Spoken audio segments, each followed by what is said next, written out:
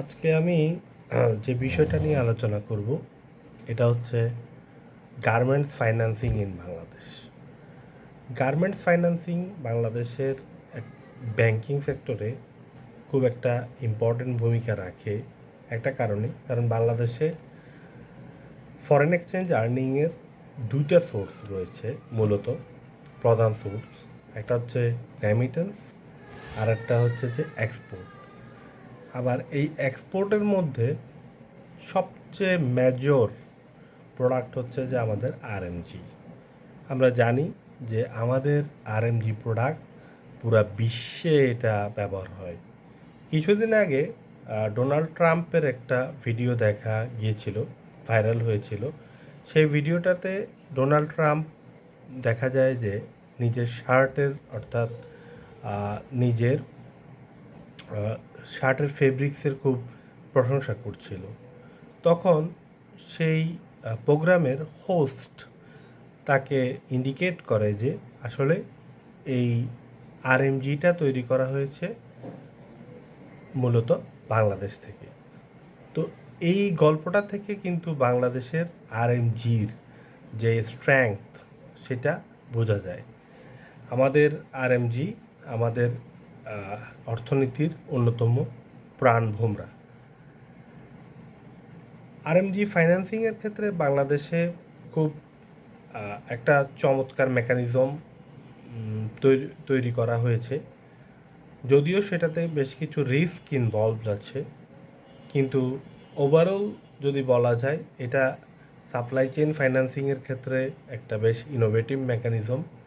এবং আমি যতটুকু জানি ইন্ডিয়া, শ্রীলঙ্কা বা আশেপাশে যারা আরএমজি ব্যবসা করে তাদের এতটা ওয়েল স্ট্রাকচার্ড মেকানিজম নাই আরএমজিকে ফ্যাসিলিটেট করার জন্য। তো বাংলাদেশে আরএমজির যে বিকাশ হয়েছে সেই বিকাশের পিছনে এই ফাইন্যান্সিং ইকোসিস্টেমের একটা ভূমিকা আছে বলে আমি ধারণা করি। তো আমি একটু সংক্ষেপে আজকে ফাইন্যান্সিংয়ের মেকানিজমটা দেখাবো।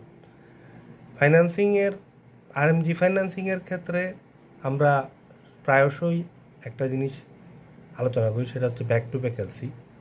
কিন্তু আরএমজি ফাইন্যান্সিংয়ে back to back LC last কথা নয়।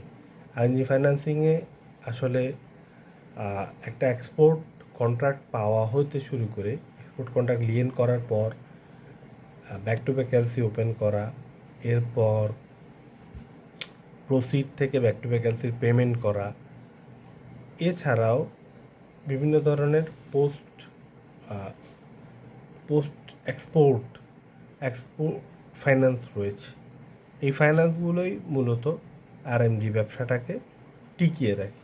তো এটা একটা ইন্টিগ্রেটেড চেইন লাইক মেকানিজম, একটা বাদে আরেকটা বোঝা যাবে না। তো আমরা এটার একটা উদাহরণে চলে যাই। ধরি XYZ কোম্পানি একটা আরএমজি ফ্যাক্টরি।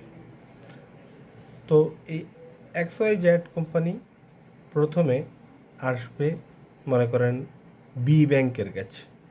বি ব্যাংক বাংলাদেশের একটা বিখ্যাত ব্যাংক, তার কাছে ফাইন্যান্সের জন্য আসে।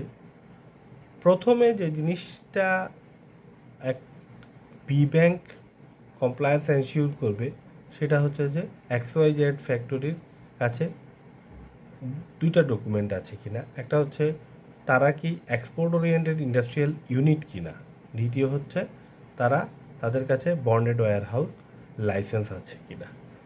কারণ ব্যাক টু ব্যাক এলসির আন্ডারে যদি ফাইন্যান্সিং করতে হয় তাহলে দুইটা শর্ত পূরণ করতে হবে। একটা হচ্ছে যে এক্সপোর্ট ওরিয়েন্টেড ইন্ডাস্ট্রিয়াল ইউনিট হওয়া এবং দ্বিতীয়টা হচ্ছে যে বন্ডেড ওয়্যার হাউস লাইসেন্স থাকা। ধরা যাক তাদের এই দুটো শর্তই পূরণ করা আছে। সেক্ষেত্রে আরেকটা জিনিস গুরুত্বপূর্ণ, সেটা হচ্ছে যে বি ব্যাংক আরেকটা জিনিস দেখবে যে তারা লিয়েন ব্যাংক হইতে পারবে কি না। লিয়েন ব্যাংক হওয়ার জন্য এনবিআর সাধারণত লিয়েন ব্যাংক কে হতে পারবে সেটা বন্ড লাইসেন্সে লিখে দেয়, এবং একটা এক্সপোর্টার সাধারণত 3টা ব্যাংকে লিয়েন ব্যাংক করতে পারে। এক্ষেত্রে লিয়েন ব্যাংকের ভূমিকাটা খুবই গুরুত্বপূর্ণ। কোনো একটা ব্যাংকের নাম যদি লিয়েন ব্যাংকের মধ্যে অন্তর্ভুক্ত না থাকে তাহলে সে সাধারণত এক্সপোর্টের এই প্রসিডিওরগুলোর মধ্যে ঢুকতে পারে না, অথবা লিয়েন ব্যাংক না থাকলে সেক্ষেত্রে বন্ড লাইসেন্সকে অ্যামেন্ডমেন্ট করে লিয়েন ব্যাংক হিসাবে নিজের নাম অন্তর্ভুক্ত করে নিতে হবে, তারপরেই এক্সপোর্ট অপারেশন শুরু করতে হবে। তো লিয়েন ব্যাংক হিসাবে ব্যাংক যখন কাজ করবে তখন তখন B company, XYZ company B ব্যাংকে একটা এক্সপোর্ট কন্ট্রাক্ট বা একটা এক্সপোর্ট এলসি দিবে। এক্সপোর্ট এলসি যদি হয় তাহলে বি ব্যাংকে এই এলসিটা সরাসরি সুইফটের মাধ্যমে আসবে। এক্সপোর্ট কন্ট্রাক্ট হলে বি সেটা এক্সওয়াইজেড কোম্পানি প্রোভাইড করবে। এক্ষেত্রে খেয়াল রাখতে হবে যে এক্সপোর্ট এলসির ক্ষেত্রে সাধারণত যে ধরনের এক্সপোর্ট অপারেশনগুলো হয় এগুলো রিস্ক তুলনামূলক কম, কারণ আমরা জানি এলসি হচ্ছে এমন একটা পেমেন্ট মেথড যেখানে ডকুমেন্ট যদি কমপ্লাইং প্রেজেন্টেশন করা সম্ভব হয় তাহলে পেমেন্টের নিশ্চয়তা রয়েছে, কিন্তু সেলস কন্ট্রাক্টের ক্ষেত্রে এই নিশ্চয়তাটা নেই। সেলস কন্ট্রাক্ট বলতে আমরা সাধারণত বাংলাদেশে যে সেলস কন্ট্রাক্টটা ইউজ হইতেছে এটা ইউআরসি 522 এর আন্ডারে ডকুমেন্টারি কালেকশন বেসিসে আমরা ডকুমেন্টগুলো পাঠাই। তো কালেকশন বেসিসে ডকুমেন্ট পাঠানোর ক্ষেত্রে ব্যাংকের কোনো আন্ডারটেকিং নেই, ব্যাংক চায় পেমেন্ট দিতে সেক্ষেত্রে বাধ্য না। তাই এক্সপোর্টারদের জন্য বুদ্ধিমানের কাজ হচ্ছে যে তাদের যে বায়ার তাদেরকে পার্সু করে এক্সপোর্ট এলসি আনা।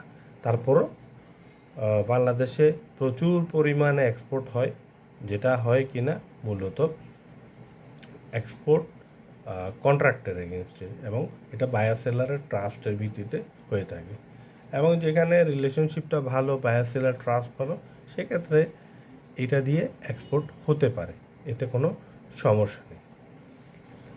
এখন তারপরের প্রসিডিওরগুলো কী কী? তারপর এক্সপোর্ট এলসি লিয়েন করার পর সাধারণত গার্মেন্টসের যেটা প্রয়োজন হয় সেটা হচ্ছে যে র মেটেরিয়াল ইম্পোর্ট করা। র মেটেরিয়াল ইম্পোর্ট করবে, এরপর অ্যাক্সেসরিজ ইম্পোর্ট করবে, এই জন্য back to back LC open করবে। এক্ষেত্রে একটা জিনিস লক্ষ্য করার বিষয় যে সাধারণত যে এক্সপোর্ট এলসিগুলো হয় তার এগেনস্টে যে ডিটেলস কন্ট্রাক্ট হয় সেখানে গার্মেন্টস কোম্পানিগুলোকে বলে দেওয়া হয় কার কাছ থেকে মালগুলো সোর্স করতে হবে, অর্থাৎ এদেরকে বলা হয় নমিনেটেড সাপ্লায়ার। তো নমিনেটেড সাপ্লায়ারের এগেনস্টে ব্যাংক সাধারণত ব্যাক টু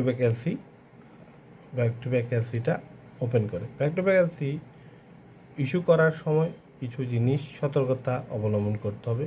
প্রথম কথা হচ্ছে যে দেখতে হবে যে অ্যাক্সেসরিজের এলসি যাতে র ম্যাটেরিয়াল আগে ওপেন না করতে হয় আর না করে, এবং যেই এইচএস কোডগুলা এলসি ওপেন করা হচ্ছে এই এইচএস কোডগুলো যাতে বন্ড লাইসেন্সে থাকে, অর্থাৎ সামঞ্জস্যপূর্ণ ইম্পোর্ট যাতে হয়।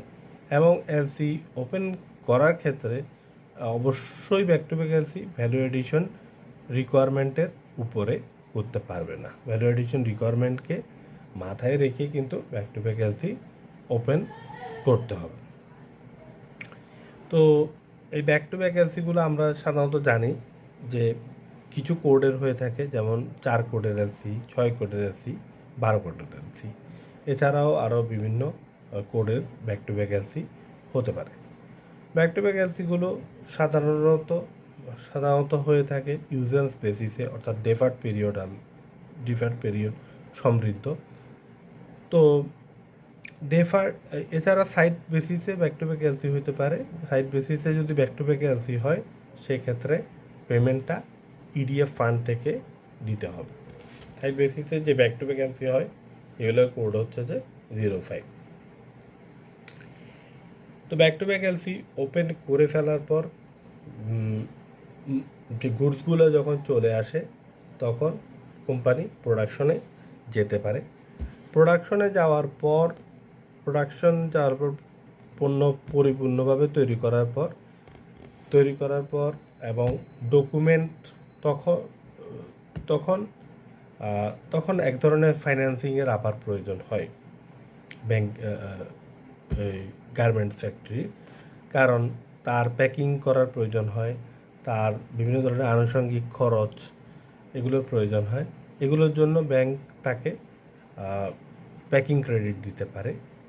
প্যাকিং ক্রেডিট বলে এক ধরনের ফ্যাসিলিটি রয়েছে। প্যাকিং ক্রেডিটের সুবিধা হচ্ছে যে এটার রেট অফ ইন্টারেস্টটা কম, কনসেশনাল রেট অফ ইন্টারেস্ট রয়েছে। প্যাকিং ক্রেডিট দেওয়ার সময় ব্যাংক কী দেখবে? প্যাকিং ক্রেডিট দেওয়ার সময় ব্যাংক খেয়াল করবে যাতে কোনো packing credit back to back LC open করার আগে না দেওয়া হয়, অথবা আরও সতর্ক হতে গেলে ব্যাংক ইম্পোর্ট ডকুমেন্ট অ্যাকসেপ্টেন্সের পরই প্যাকিং ক্রেডিটটা প্রদান করবে। প্যাকিং ক্রেডিট দেওয়ার পর সে পণ্যগুলো পরিপূর্ণভাবে তৈরি করে প্যাক করে শিপ ভাড়া করবে। এরপর শিপিং ডকুমেন্ট তৈরি করে শিপিং ডকুমেন্টের 2টা সেট নিয়ে ব্যাংকের কাছে আসবে। 2টা সেটের মধ্যে একটা সেট হবে অফিস কপি, আর একটা হচ্ছে যে মূল কপি। এই মূল কপির মধ্যে এলসি অথবা সেলস কন্ট্রাক্টের শর্ত অনুসারে বিভিন্ন ডকুমেন্ট থাকবে। কী কী ডকুমেন্ট থাকতে পারে? Commercial invoice, packing list, weight list, তারপর সবচেয়ে গুরুত্বপূর্ণ হচ্ছে ট্রান্সপোর্ট ডকুমেন্ট।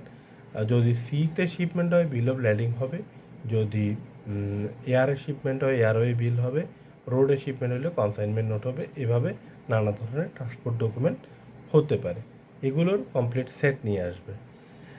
এখন ব্যাংক হিসাবে অ্যাজ এ ব্যাংক হিসাবে নমিনেটেড ব্যাংক হিসাবে দায়িত্ব হচ্ছে যে এলসি শর্তের সাথে ডকুমেন্ট ঠিক আছে কি না, আইএসবিপি, ইউসিপি এগুলোর কমপ্লায়েন্স অনুসারে ডকুমেন্টটা পাঠানো। আচ্ছা, এরপর আমরা ডকুমেন্ট স্ক্রুটিনি করার পর ডকুমেন্টটা ইন্টারন্যাশনাল ব্যাংকে পাঠিয়ে দিই। একটা ইন্টারন্যাশনাল কুরিয়ার সার্ভিস যেমন ফেডেক্স, তারপর ইউপিএস এগুলো ব্যবহার করে আমরা ডকুমেন্টগুলো পাঠিয়ে দিই। এক্সপোর্টের ডকুমেন্ট পাঠিয়ে দেওয়ার পর এক্সপোর্টের প্রসিড সময় ম্যাচুরিটি পিরিয়ড অনুসারে এক্সপোর্ট প্রসিড আসতে থাকে। আসার আগে আরেক ধরনের ফাইন্যান্সিং ব্যাংক দিতে পারে, সেটা হচ্ছে যে এই এক্সপোর্ট ডকুমেন্টগুলোর উপর বেস করে যে এই ধরনের ফাইন্যান্স দেওয়া হয় সেটা হচ্ছে যে এক্সপোর্ট ডকুমেন্টের 90% পর্যন্ত দেওয়া হয়ে থাকতে পারে। তো এ ধরনের ফাইন্যান্সগুলো ব্যাংক দেওয়ার অর্থ হচ্ছে যে লিকুইড রাখা গার্মেন্টস ফ্যাক্টরিকে, কারণ গার্মেন্টস ফ্যাক্টরিতে সবসময় যেই ওয়ার্কিং ক্যাপিটালটা সেটার একটা কারেন্ট নিড থাকে, তার এমপ্লয়ীদেরকে বেতন দেওয়ার জন্য, তার ডে টু ডে অপারেশনকে রান করার জন্য। তো এই যে ওয়ার্কিং ক্যাপিটাল ফ্লো এটাতে যাতে বাধাগ্রস্ত সৃষ্টি না হয় এই জন্যই নানা ধরনের ফাইন্যান্স আসলে করা হয়ে থাকে গার্মেন্টস ফ্যাক্টরিতে। এরপর এক্সপোর্ট প্রসিড চলে আসলে বিভিন্ন লোনগুলো যেগুলো আমরা দিয়েছি পর্যায়ে, প্যাকিং ক্রেডিট বা এফডিবিপি, এলডিবিপি এগুলো অ্যাডজাস্ট করা হয়, ব্যাক টু ব্যাক ক্রেডিটগুলো অ্যাডজাস্ট করা হয়। এরপর যে বাকি পোর্শনটা থাকে সেটা হচ্ছে যে কাস্টমারের কাটিং অ্যান্ড মেকিং পোর্শন বলা হয় বা সিএম পোর্শন। এটা হচ্ছে যে কাস্টমারের নিজের অর্জন বা কন্ট্রিবিউশন।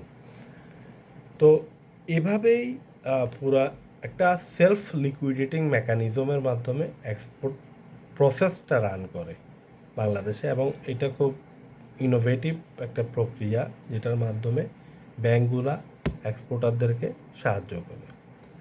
তো আরও কিছু জানার থাকলে আমাকে জানাবেন। আজকের মতো সেশন শেষ করছি। Thank you very much.